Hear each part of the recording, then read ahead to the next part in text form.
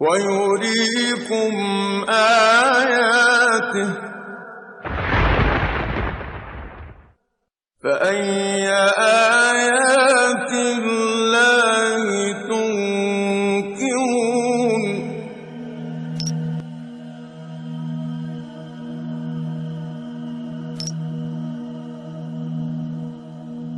From any point in the world, the direction facing the Kaaba is called Qibla, and Muslims are expected to face Kaaba while performing Salah. For most of the people who don't know the wisdom behind the holy Kaaba, it seems like Muslims are worshipping this cubic black house. That's why many of them ask the question, why a Muslim should prostrate towards a rocky house like the Hindus who are worshipping idols. Now, what is the difference between Islam and other religions in this regard? In Islam, there's a rule that if someone does not know the direction of Qibla or he has no possibilities to verify it, then he can pray to any direction he thinks is correct. Because Allah subhanahu wa ta'ala says, وَلِلَّهِ الْمَشْرِقُ وَالْمَغْرِبُ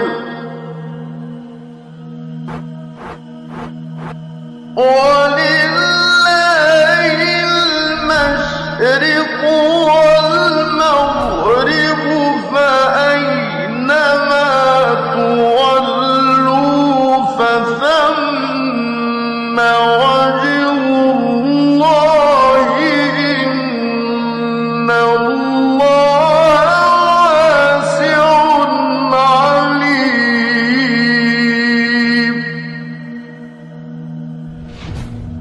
From this verse we can understand that the meaning of prostrating towards Kaaba is only to be united. Otherwise, everywhere is belonging to Allah subhanahu wa ta'ala. No Muslim ever worships the Kaaba when you offer Salah. Kaaba is the Qibla. It is the direction. We Muslims, we believe in unity. Now when we offer Salah, suppose we want to offer Salah here. Some will say, let's face north. Some will say south. Some will say east. Some will say west. For unity, Allah says in the Quran, Surah Baqarah, that wherever you are, face towards the Kaaba. So Kaaba is the Qibla, it is the direction. So we are facing in that direction, but no one worships the Kaaba.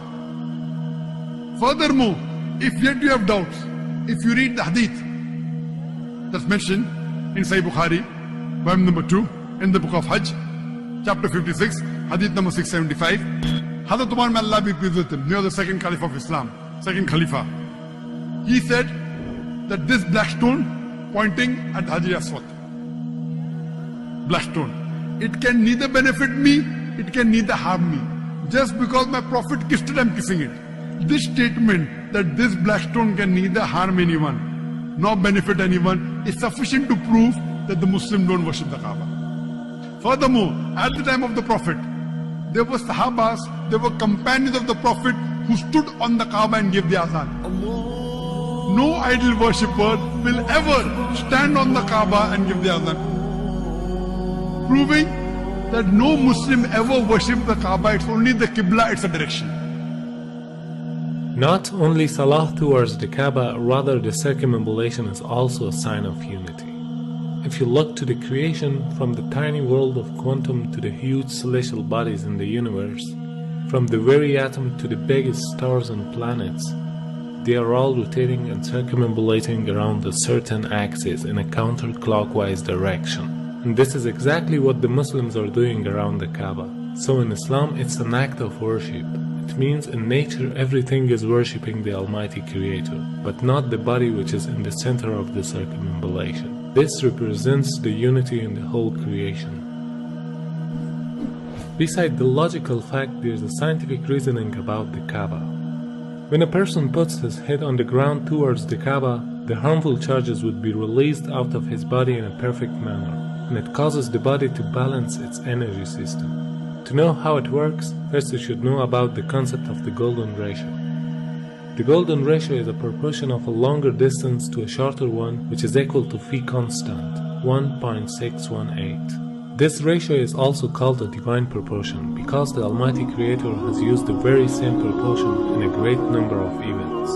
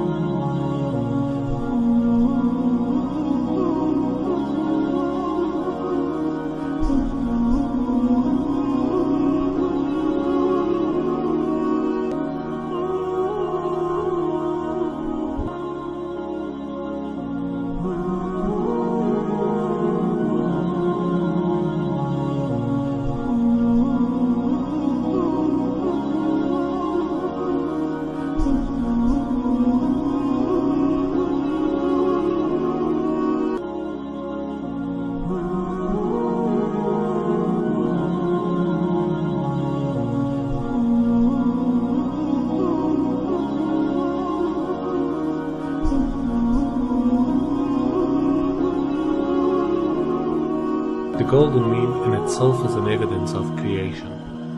If we apply this ratio on Earth, we'll find out that the golden point of the globe is the city of Mecca, whereas the golden point of Mecca is holy Kaaba. So because it's the golden point of the globe, it is the strongest energetic field on Earth.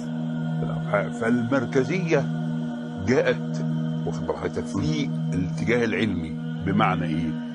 ان هم لما طلعوا في الفضاء وصوروا فلقوا الارض كرة معلقة ومظلمة، ولذلك حتى الراجل قال ايه؟ اجدها كرة مظلمة معلقة، من الذي علقها؟ هو يريد خرج هو أرمسترونج. وكان كأنه يريد أن يقول بلسان الحال لا بلسان المقال الله الذي علقها.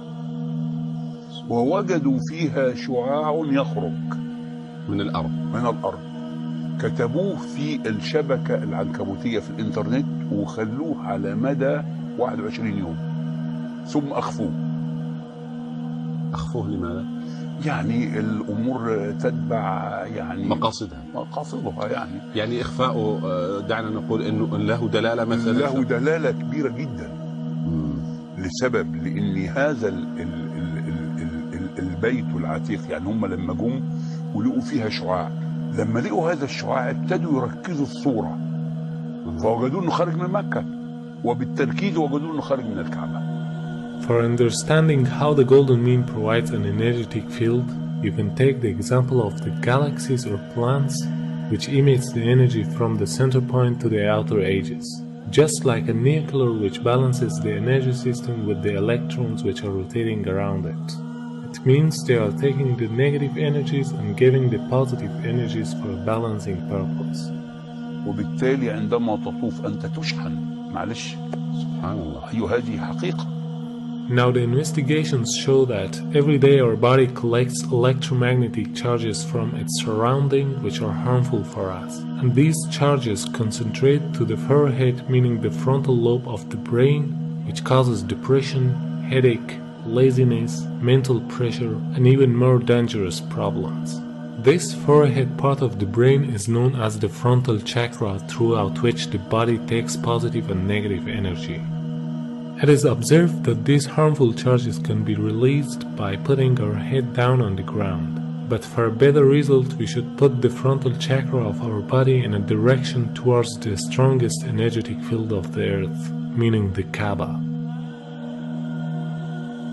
Dr. Andrew Newsberg studied the brainwave activity during the prayer. He found some direct impact on several brain locations.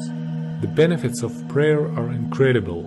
Regular daily prayer helps the frontal lobe from shrinking with age, which is the part of the brain that regulates our speaking, reading, and memory. Therefore, this helps to prevent memory loss in old ages. A perfect form of meditation which brings us to a state of tranquility. هناك بحث أن صخور مكة البازلتية السوداء هي أقدم الصخور الموجودة في العالم. هذا كلام حقيقي. أقدم الصخور. أيوة. وهذا أثبت علميا وبحث منشور، وليس أخذوا صخور بازلتية من مكة وشافوا المناطق اللي بتتكون هنا.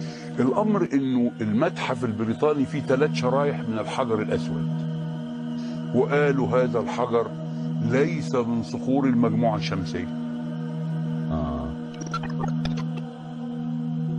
The latitude of the coordinates of Kaaba is 21 degrees and 25 minutes. The first verse that describes Kaaba is the verse 225. Could this mathematic harmony be a simple coincidence? The possibility of numbers depicted in the Quran with order number 114 rising until verse 286, which describe the Kaaba for the first time, has a chance of 1 in 100,000 for them to appear next to each other.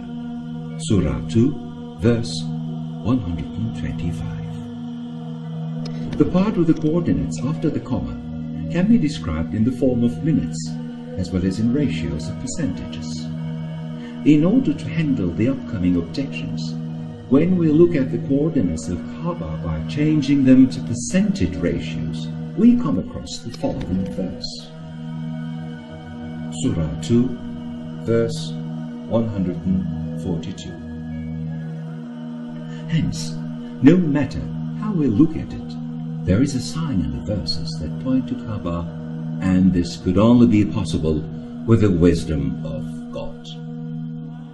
Although there are scientific facts behind every command of Allah subhanahu wa ta'ala, but the Muslims should obey them without any reasoning, because there is always a wisdom behind any order of the Creator that people cannot easily unlock the secret.